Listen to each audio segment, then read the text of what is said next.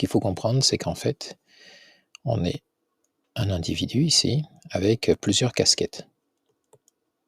Ok, en fonction des rôles que l'on a et des actions que l'on pose au quotidien ou dans le monde.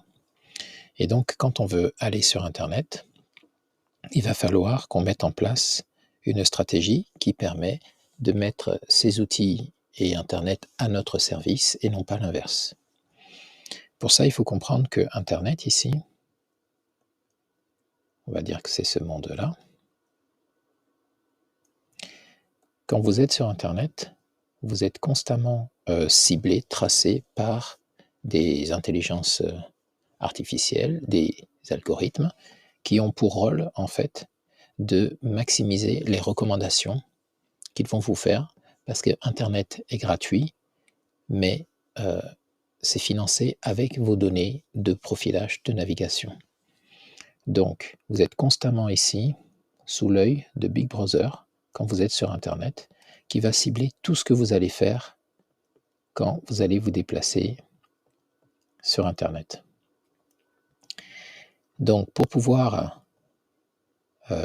mettre à profit ce traçage, le mieux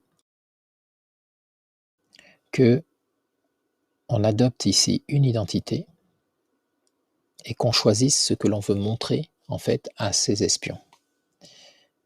Ce faisant, on va mettre à notre disposition toute la puissance en fait de ces algorithmes qui vont nous recommander uniquement des choses que l'on souhaite voir. Ok ? Donc pour ça, comment ça fonctionne ? Plus on va être précis dans nos trajets sur Internet et on va être cohérent et on va être consistant, et plus l'algorithme va pouvoir déterminer une fiche d'identité qui correspond à ce rôle que l'on veut jouer et que l'on souhaite qu'il comprenne de ce qui nous intéresse, de ce qui ne nous intéresse pas. Donc la stratégie que je vous propose est la suivante. On va ici, en fonction d'un rôle identifié, par exemple, moi je vais débuter une nouvelle fonction, donc une mission d'1 an en tant qu'assistant à maîtrise d'ouvrage, par exemple. Donc je vais choisir de créer une identité numérique spécifique, spécialisée uniquement pour ça. Et grâce à cette identité, je vais venir me connecter à Internet et ne faire des actions sur Internet que des actions qui sont en lien avec cette identité. Ce faisant ici, l'algorithme va créer une fiche à mon intention, la première fois que je vais arriver sur Internet avec cette identité, et il va noter tout ce que je fais sur Internet avec cette identité, et par voie de conséquence, il va me proposer du contenu, ici, sur Internet, à visiter, qui soit en lien avec cette identité. Ok ?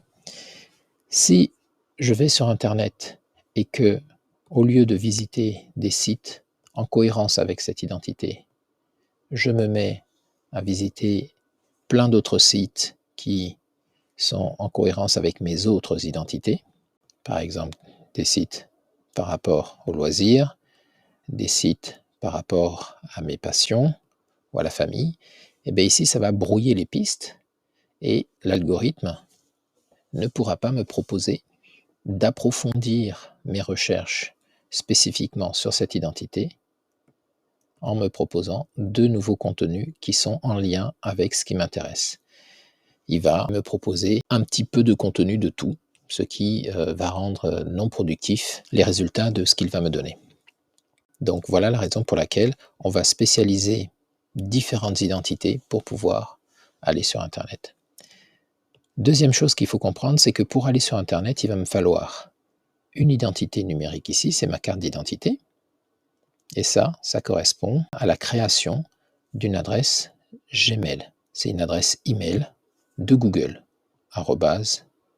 @gmail.com. Alors c'est gratuit et l'avantage c'est que ça va nous permettre d'avoir ici notre carte d'identité enregistrée auprès de Google. C'est comme ça que Google va se payer en nous faisant des recommandations de publicité liées à cette identité.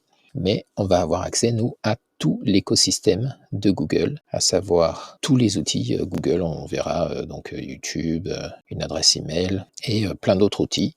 Et surtout, on va pouvoir souscrire à des services Google ou des services d'autres services tiers qui sont en relation et grâce à cette adresse email qu'on va nous demander en échange pour payer l'accès à ces services. Donc ça, c'est la raison pour laquelle on va choisir Google, donc une adresse email, parce qu'on va pouvoir avoir la gratuité de ces services. En contrepartie de quoi, on va payer avec notre identité numérique. Donc c'est une gratuité, mais sous condition.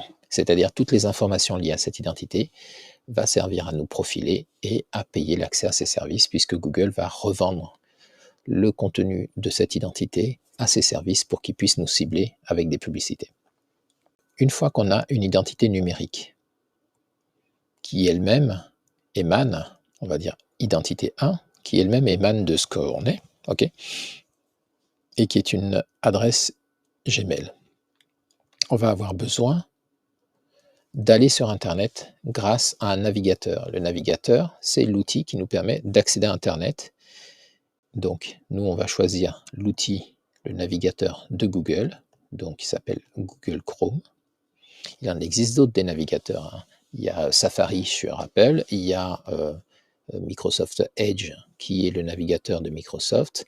On a Mozilla Firefox, qui est le navigateur fait par Mozilla. Mais nous, ce qui va nous intéresser, c'est, une fois de plus, pour rester dans l'écosystème Google et maximiser les chances de mettre les algorithmes de Google à notre profit, on va utiliser le navigateur Google Chrome. Donc un navigateur, il faut le voir comme un vaisseau, quelque chose qui vous permet d'aller sur le continent qui est Internet. Et il faut aussi le voir comme un portail donc d'accès. Donc c'est une porte qui vous permet de passer sur Internet. On verra dans les vidéos qui viennent comment créer une adresse email gratuitement chez Chrome, et on verra également comment personnaliser ce portail pour l'utiliser avec notre adresse email. C'est-à-dire comment notre portail sera créé pour un portail pour chacune de nos identités. Donc, idéalement, on est un être unique ici, avec plusieurs identités numériques. Si possible, chacune des identités correspond à une casquette qu'on porte. Identité 1, identité 2, identité 3.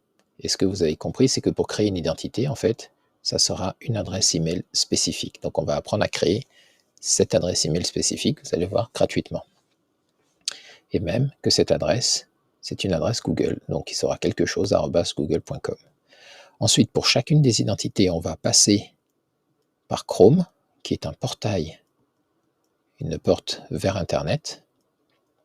Et ce qu'on voudrait, c'est pour spécialiser les algorithmes, faire en sorte que chaque portail soit associé à une identité numérique. Comme ça, quand on arrive sur Internet, à partir de ce portail, l'algorithme qui nous surveille, ce qu'il voit, c'est notre identité 1 et il va noter toutes les informations liées à 1.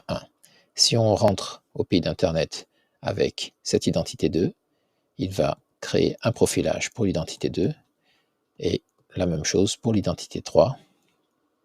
Il va créer une fiche pour l'identité 3. Ce faisant, on va maximiser nos chances en mettant les algorithmes à notre service, parce qu'à chaque fois qu'on va rentrer sur Internet avec l'une ou l'autre de ces identités, il va nous proposer du contenu qui est uniquement associé et en lien avec l'identité que l'on a. Donc au lieu que ce soit du contenu aléatoire ou du contenu qui est dilué, on va comme ça ainsi mettre à notre profit l'ensemble de la puissance de ces algorithmes de traçabilité au service de notre navigation.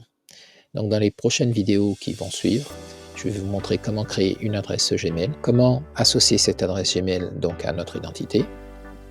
Ensuite, comment associer cette identité à un portail, ici au navigateur Google Chrome, et comment ensuite, de façon très pragmatique, mettre un raccourci vers cet accès à Internet sur notre bureau et personnaliser ce raccourci. J'espère que cette vidéo vous a permis de comprendre un peu ce que l'on va faire dans les vidéos suivantes et de rendre un peu tout ça clair, et surtout de vous montrer l'utilité de créer différents profils, différentes identités associer à nos différentes casquettes lorsque vous êtes sur Internet pour faire en sorte de profiter pleinement d'Internet. Allez, on se dit à très bientôt pour la prochaine vidéo. Au revoir.